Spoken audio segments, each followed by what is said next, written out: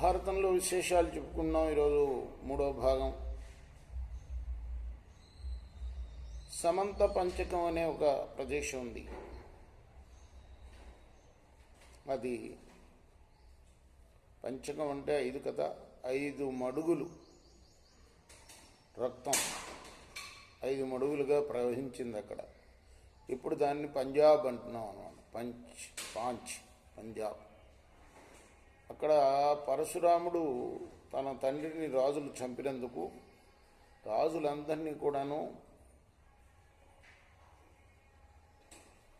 లేకుండా చేశాడు భూమి మీద.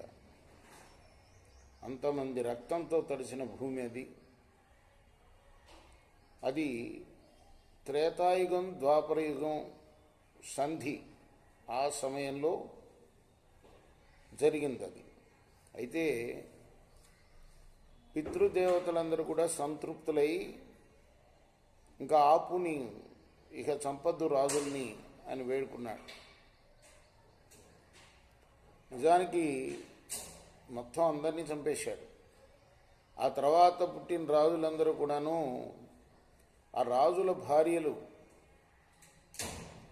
వాళ్ళకి సంతానం లేకపోయినందువల్ల ఆనాటి ధర్మం ప్రకారం బ్రాహ్మణోత్తముల చేత నిషేకం పొంది, అంటే గర్భం పొంది కన్నవాళ్లే రాజులుగా ఉన్నారు.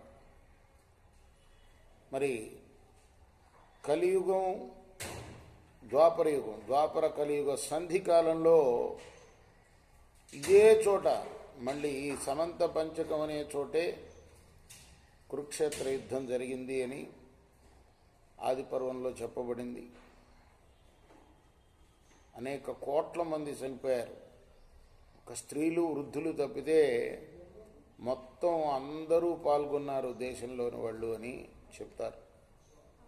కృష్ణార్పణమస్తు.